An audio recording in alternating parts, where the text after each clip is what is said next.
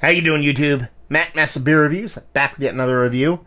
A little bit of collab time in the form of Surly Brewing, along with the Proef Brewing. It's their Zwart Black Star. This is an old ale brewed with star anise, aged on wood with Brettanomyces.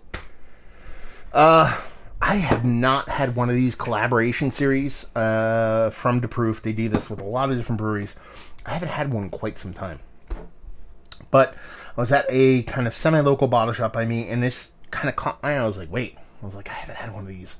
And last time, I don't know if the last one that the Proef and Surly did together, I don't know if this is like between now and then they only done that other one. How do I say that? I don't know if the last one they did was the one I'm talking about. But they did a collab. It was an old ale. And it was called a Long of Tooth. You can go watch my old review of it, and it was amazing. It was one of my more favorite malt forward beers I've ever had in my life. That's how good it was. So when I saw Surly and Proef in one of their Brewmaster collections, I had to pick it up. A little bit different, old ale. Sure, you're in the same realm here, but you're talking about with anise and wood and Brett. It can go a couple different ways. It could be just a traditional kind of old ale to where you have a little bit of that kind of not necessarily sour tart funkiness, but a little bit something outside of a base kind of maltiness, or it can go definitely sideways and super sour. So I'm kind of excited to give it a whirl. What else does it say on here? It says Brewmaster's Collection, brewed and bottled by the Proef Brewery in La Christie, Belgium. Product of Belgium. Zwart Black Star, old ale with star anise, aged on wood with Brettanomyces. Ben Smith and Jared Johnson of Surly and Dirk Nodis of the Proef. It's 8% alcohol by volume. Story time on the back. It says the ancient Greek philosopher Heracles was once said, "Everything changes and nothing stands still."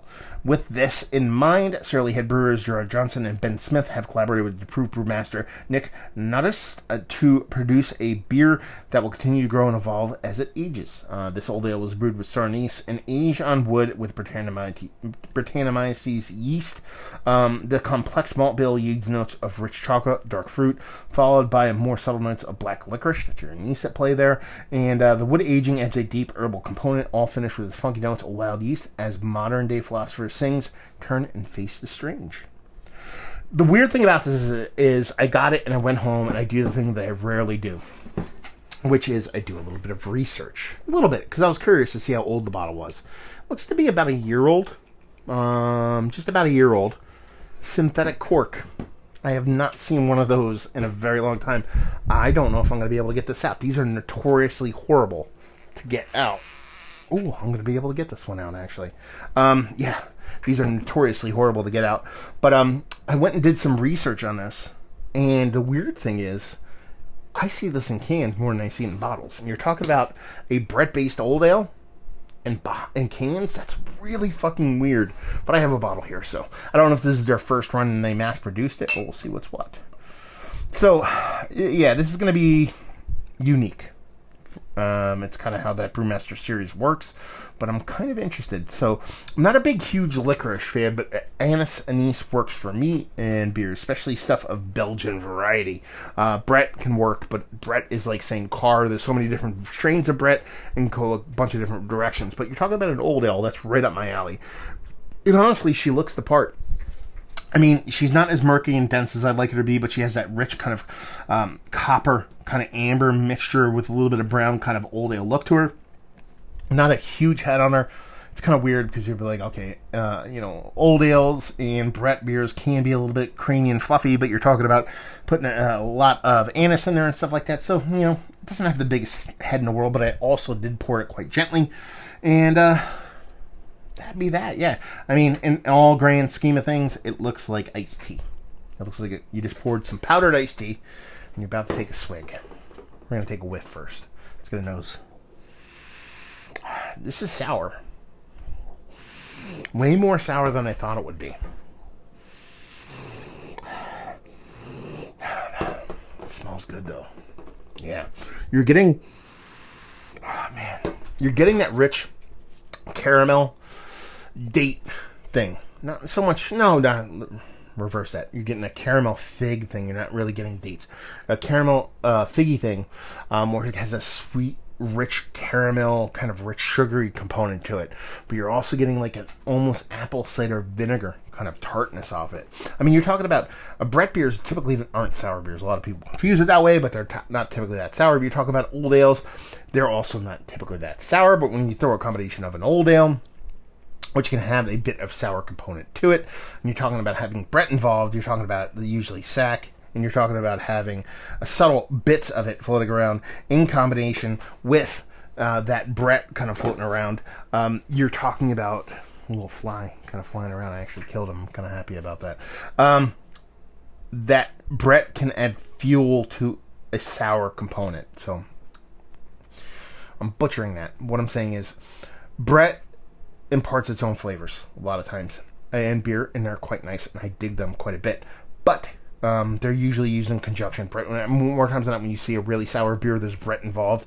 Not because Brett sours a beer, but Brett produces the bits and pieces for sour bacteria to do its part and to do what it needs to do in order to make a beer more sour. And that's kind of what I think is going on here. So I don't know if I'm going to get a ton of Brett characteristic off of this beer more than sour components, especially because of the way this beer kind of smells. I mean, it just kind of comes off a rich caramel, sour, tart kind of beer.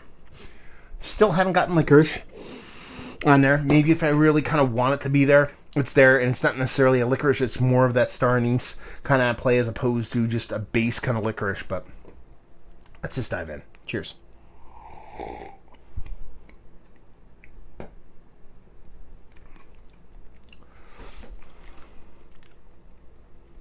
That's delicious. And it's not that sour, man. Man, that nose fooled me. That nose fucking absolutely 1,000% fooled me. I thought this was going to be a really sour, like dangerously sour beer. And it's not. It's an old ale. It's an old ale through and through. And like old stock ale. I don't know why they didn't call it that.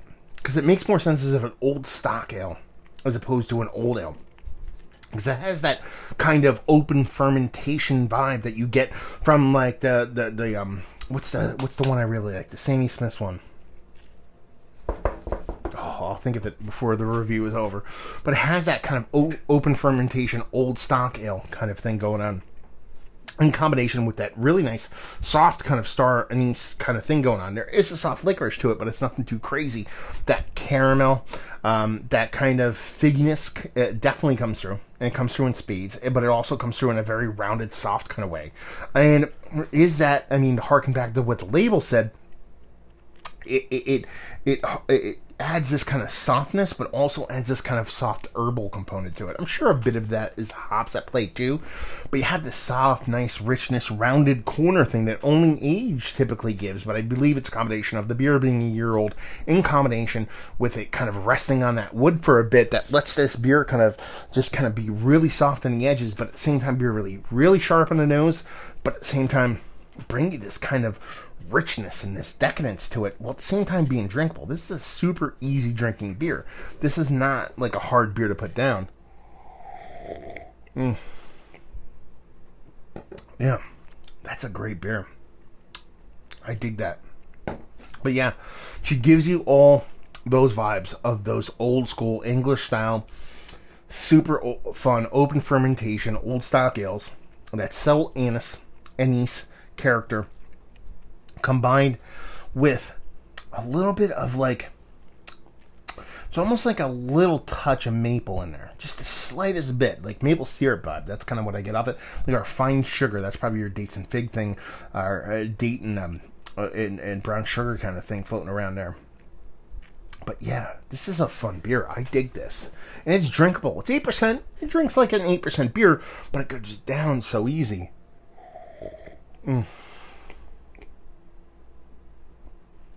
Yeah, that's a really good beer. I like this. It's not super explosive.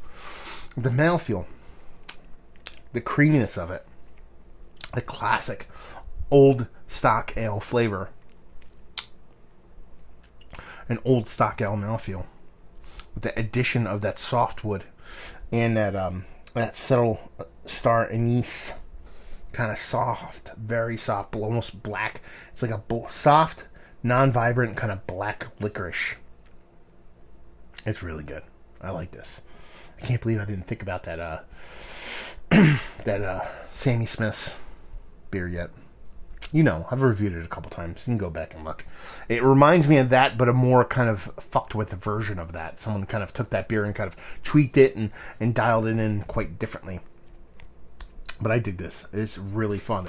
Is it long of tooth? Awesome. No, I don't. It's not like world class, like world beater. I need to track down every bottle of this because this is one of my favorite beers of all time. It's not that. Listen, it's great. It's fun. I like the flavor it portrays. I like that it's old school. I like what it's giving me, and it does it in a really fun way. But just long of tooth was bonkers compared to this one. I think that's pretty much it. I don't think I have much else to say, to be perfectly honest with you. Well, I spill everything everywhere. Yeah.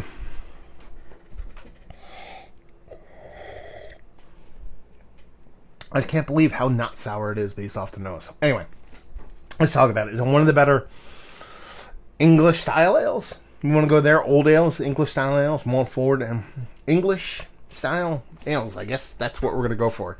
That I've had in quite some time. Yes, it's up there. It might be up there towards the top, and we're talking quite some time. I mean, there's ones that I've dug better, English barley wines and other things like that. But this is really close to the top. Value and availability. I forget what I paid for this. $13, $14. Yeah, it's about what it should be. I have no problems with that. Off a shelf. That's pretty awesome. And leave you with, if you like, what will you like this beer? If you like that beer, I cannot name, from Sammy Smith's. If you like old stock ales, I won't confuse it with old ales or stock ales. Stock ales is what I'm talking about. They call it an old ale. I'm calling it an old stock ale, where you want that open fermentation stock ale. If you dig those kind of beers, if you like English forward beers, if you like beers that are so close to being sour, they're not sour, but they're a malt, English-driven beers. If you like fucking beer, listen, this is the beer that beer people like. And I kind of feel like pretentious saying that, but if you're into beer, this is, how do I put this? If you've been into beer, really and truly been into beer for 15, 20 years, you'll like this beer. That's not to say someone who just got into beer won't love this beer, but if you're into just pastry stouts and hazies, and I know you're probably getting into your mixed fermentation of lagers because that's what breweries are pushing at you. But I'm saying genuinely into just that kind of stuff and not just trendy stuff, then you probably don't like this beer because it's going to part a lot of different flavor, give you a heaping helping of fun complexity. Oh, I threw that word out there. And just be a good beer in general. It's worth picking up. There you go. Another review in the books. Hopefully you guys enjoyed it. Down there if you want to talk about it. Massive Beers if you want to check me out doing the social media stuff. Beer Massive if you want to check me out doing the whole podcasting thing. And hopefully you guys enjoyed the review. Hopefully you're enjoying a nice little Proef Surly collab right now. And hope to see you next time. Cheers. Oh, if you have long of tooth, let me know. I want to drink all of it.